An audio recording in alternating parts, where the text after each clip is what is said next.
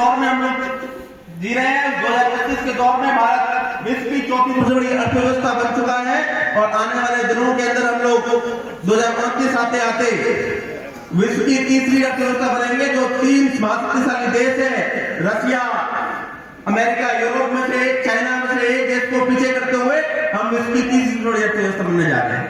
परंतु यह अर्थव्यवस्था तीसरी हम ऐसी साधारण तरीकों से नहीं बन जाएंगे। आज इस हिंदू सम्मेलन के माध्यम से हम लोगों को कुछ अपने जीवन के अंदर संकल्प लेना पड़ेगा कि आने वाले दिनों में हम लोग को हमारे जीवन में क्या क्या परिवर्तन करना है, इस हिंदू समाज की रक्षा कौन करेगा, इसके लिए हमें कुछ संकल्प परिवर्तन करना पड़ेगा। तो राष्ट्रीय स्वयंसेवक संघ के माध्यम से इस शताब्दी वर्ष के उपलक्ष्य में कुछ परिवर्तनों के लिए आग्रह किया गया।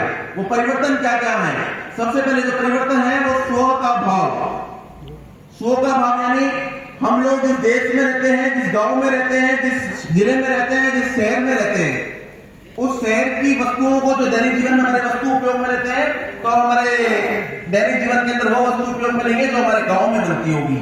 अगर हमारे को गांव में वो वस्तु नहीं मिल रही तो हमारे जिले में बनने वाली वस्तु को उपयोग में लेंगे, जिले में भी नहीं मिल रही तो प्रदेश में बनने वाली वस्तुओं को उपयोग में लेंगे, अगर प्रदेश में भी नहीं मिल रही तो देश में से लेंगे, और देश में भी वो वस्तु उपयोग में नहीं मिल रही और वस्तु हमारे उपयोगी है तो वो हमारे मित्र देश से लेंगे, परंतु उस देश से कभी नहीं लेंगे जिस देश के पास भारत का पैसा जाए और वो भारत के ऊपर ही वो पैसों को, भारत को ध्वस्त करने के लिए वो पैसों को उपयोग में ले।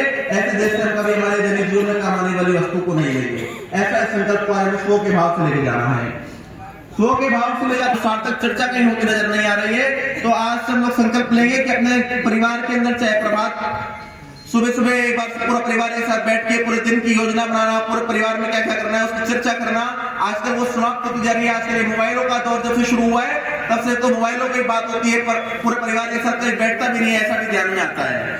हम लोग हमारे कार्यों में इतना व्यस्त है तो परिवार के माध्यम से टूट रहे हैं। तो परिवारों को तोड़ना नहीं है। आज चाइना की जो दृश्य है वो चाइना का दृश्य आपके सामने रखना चाहूंगा।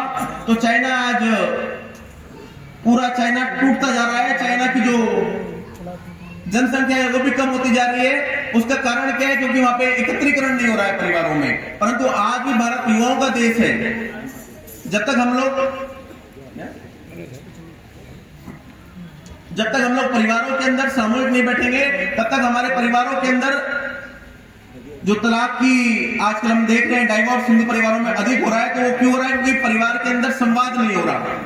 जब परिवार में संवाद होना शुरू होगा तो मुझे लगता है तो हम चाइना की तरह चलेंगे। भारत एक अपना नया इतिहास बनाएगा और परिवार में संवाद होगा तो परिवार टूटना कम होंगे, परिवार बढ़ना ज्यादा शुरू होंगे।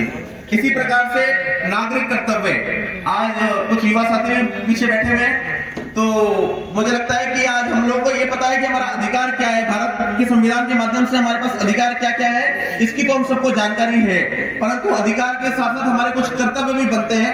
तो पहला कर्तव्य की बात करूं तो कुछ परिवार से कर्तव्य बनना शुरू होता है कि हम लोगों को ये पता है कि हमारे पिताजी के पास इतनी प्रॉपर्टी है, उस पर हमारा अधिकार है, परंतु पिताजी की बुजुर्ग अवस्था के अंदर, माता जी की बुजुर्ग अवस्था के अंदर उनका ध्यान रखना भी हमारा ही कर्तव्य है। इस कर्तव्य को आजकल भूल जाते हैं। उनकी प्रॉपर्टी को तो अपना मान लेते हैं, परंतु जब उनकी अवस्था में उनकी सेवा करने का जब समय आता है तो उनको ओल्ड एज होम्स में छोड़ दिया जाता है।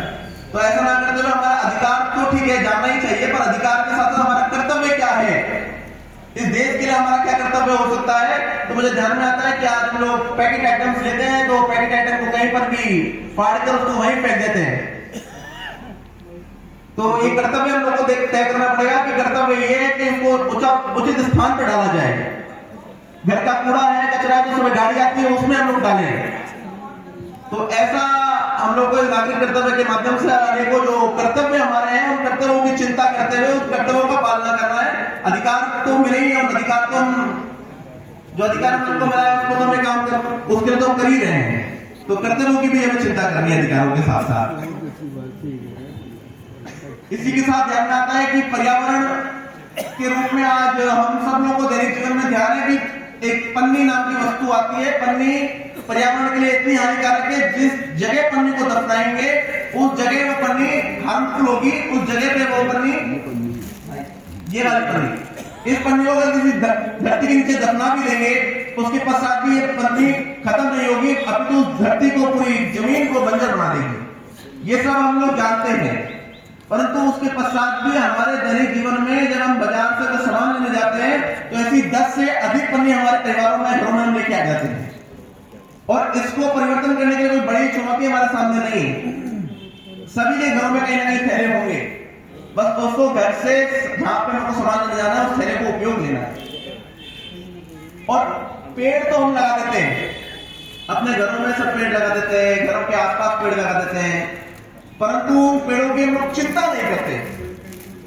उन पेड़ों को भी हम लोग को अपने बच्चों को जैसे हम रखते हैं, उन पेड़ों को भी हमें ऐसे बड़ा करना पड़ेगा, तब जाके हम लोग को ध्यान में आएगा कि आज दिल्ली हमारे देश हमारे खंडार से जहां दूर नहीं है, 250 किलोमीटर की दूरी में है, आज दिल्ली में लोगों को सांस के लिए खुद ताजा हवा नहीं मिल रही है।